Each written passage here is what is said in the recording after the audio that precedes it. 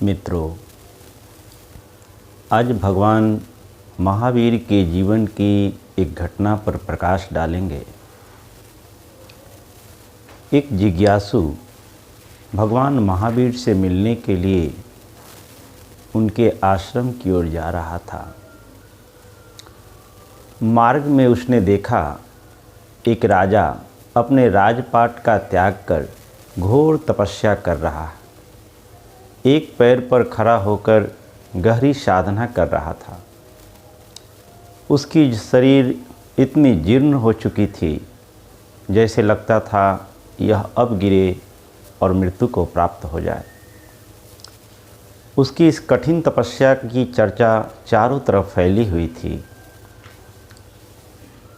वह व्यक्ति जब भगवान महावीर से मिला, उनका अभिवादन किया और कुशल क्षेम के बाद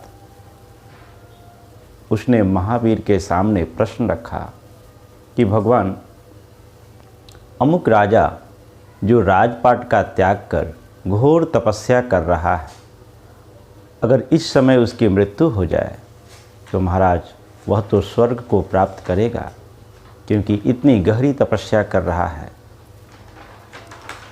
भगवान महावीर अपने बोधि चित्त से उस राजा के चित्त को देखा और उन्होंने कहा कि नहीं, अगर इस क्षण राजा के मृत्यु हो जाए तो घोर नरक में जाएगा। कुछ देर बीता और दूसरा जिज्ञासु वहाँ पर पहुँचा और पहुँचने के साथ ही वो कहता है कि भगवान महावीर, अमुक स्थान का राजा जो घोर तपस्या कर रहा था, उसकी मृत्यु हो गई। इस बात को सुनते ही महावीर ने कहा कि अरे, उसकी तो सद्गति हो गई, वह स्वर्ग को प्राप्त हो गया, वो कैवल्य अवस्था को प्राप्त कर लिया। इस बात को सुनकर जो प्रथम जिज्ञासु था, उसके मन में विचार उठा और वो फिर प्रश्न करता है कि भगवान, अभी कुछ समय ही बीता जब हम आकर आपसे कहे थे कि अगर इस क्षण राजा की मृत्यु हो जाए तो वह तो स्वर्ग को प्राप्त करेगा, क्योंकि इतनी गहरी तपस्या कर रहा है। तपस्या के कारण उसका शरीर इतना जीर्ण हो चुका है। तो आपने कहा था कि नहीं, अगर इस क्षण उसकी मृत्यु हो जाए तो घोर नरक में जाएगा, वह बंधन में बंध जाएगा, मुक्ति को नहीं प्राप्त करेगा। और कुछ ही समय बीता और यह व्यक्ति आपसे आकर प्रश्न किया तो आप कहते हैं कि उसकी सद्गति हो गई, उसकी मुक्ति हो गई, वो मोक्ष को प्राप्त हो गया। भगवान, मैं समझ नहीं पाया।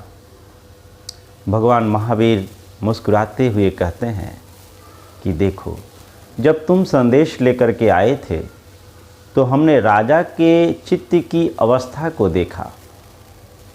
जब कोई व्यक्ति, जब कोई महापुरुष ध्यान की गहरी अवस्था में पहुंचकर कैवल्य अवस्था को प्राप्त कर लेता है, अरहंत हो जाता है, तो उसको एक शक्ति प्राप्त होती है। दूसरे के चित्त में चलने वाले विचारों को वो भली भांति जान सकता है, चाहे वह व्यक्ति कहीं भी हो। तो भगवान महावीर कहते हैं कि जब तुम संदेश लाए तो हमने अपने बोधि चित्त से उस राजा के चित्त की अवस्था को देखा। उस समय राजा के चित्त में घृणा, द्वेष और हिंसा भरी हुई थी, क्योंकि ध्यान करते हुए उसने देखा कि उसके दूसरे राज्य का राजा उसके राज्य पर धावा बोलने जा रहा है, अपने सैनिकों के साथ उस पर चढ़ाई करने के लिए जा रहा था, और उसी देश का राजा। इस दृश्य को देखकर राजा के मन में पड़ोसी राजा के प्रति द्वेष, घृणा और ईर्ष्या का भाव जग गया कि मेरे नहीं रहने के कारण पड़ोसी राजा हमारे राज पर आक्रमण करने जा रहा है। तो जिस समय तुम संदेश लेकर आए उस समय राजा का चित्त घृणा, ईर्ष्या, द्वेष से भरा हुआ था। अगर उस समय राजा की मृत्यु हो जाती तो अगला जो जन्म होता वो घृणा, द्वेष और ईर्ष्या से भरा हुआ ही होगा, क्योंकि मनुष्य के जीवन का अंतिम क्षण अगले जीवन का प्रथम क्षण होगा। लेकिन राजा घोर तपस्या किया था, उसकी पुण्य पारमी थी, इसलिए जैसे ही उसके मन में ये दुर्भावना जगी, घृणा का भाव जागा, तो भीतर से वो संतापित होने लगा, जलने लगा। और इस जलन की ताप उसे महसूस हो गई, क्योंकि साधना किया था।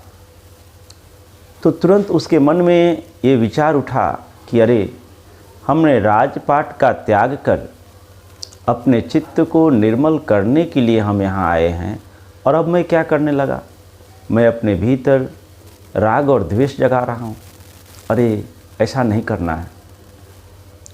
तुरंत उस राजा के प्रति भी मंगल मैत्री जगाना शुरू कर दिया कि अरे, इसको ज्ञान नहीं है, इसलिए वह दूसरे राज पर आक्रमण करने जा रहा है, अपनी शांति भी भंग करेगा और अन्य लोगों की शांति को भी भंग करेगा।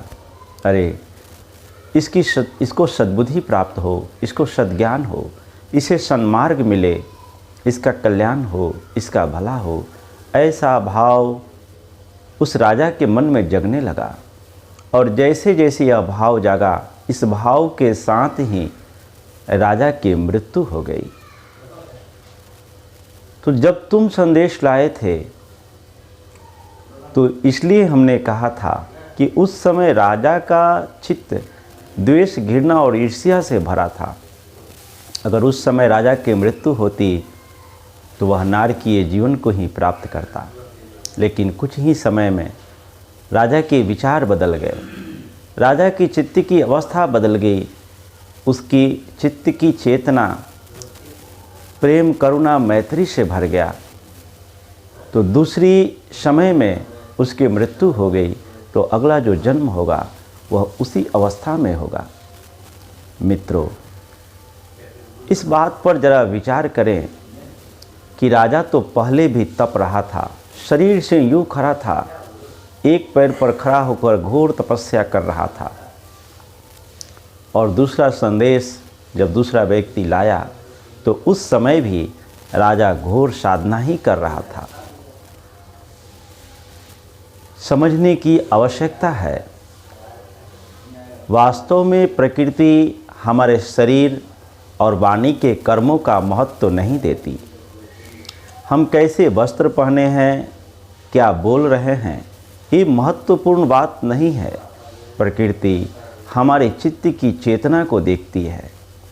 हमारे चित्त में अन्य प्राणियों के प्रति क्या विचार चल रहा है, हमारे चित्त की जैसा चेतना होती है, प्रकृति उन्हीं के अनुसार हमारे जीवन में फल देती है। जैसी चित्त की चेतना फल वैसा ही होए, दुर्मन का फल दुखद ही, सुखद सुमन का होए।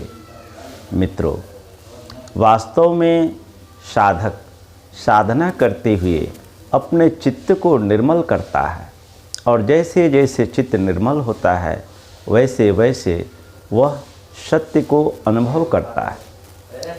जब वह व्यक्ति सत्य का अनुभव करता है तो दूसरे व्यक्ति के दुर्गुणों को देखकर अपने मन में घृणा का भाव नहीं जगाता, क्योंकि जैसे ही कोई व्यक्ति अपने मन में घृणा का भाव जगाता है तब वह स्वयं को संतापित करने लगता है, स्वयं को दुखी बनाने लगता है। तो आवश्यक है शरीर और वाणी के कर्मों से ज़्यादा महत्व चित्त के कर्मों पर दें, और यह तभी संभव हो सकता है जब व्यक्ति ध्यान करे। ध्यान के द्वारा ही व्यक्ति अपने आत्मनिरीक्षण कर सकता है। चित्त में कैसी विचारें चल रही हैं यह तभी जाना जा सकता है जब कोई साधक साधना करें। मित्रों, हर एक कार्य को करते हुए कुछ समय स्वानुभूति के लिए निकालें। स्वयं का चिंतन करें, स्वयं का ध्यान करें। इन्हीं शब्दों के साथ आज की वाणी को विराम देंगे। आप सबका मंगल हो, सबका कल्याण हो, सबका भला हो।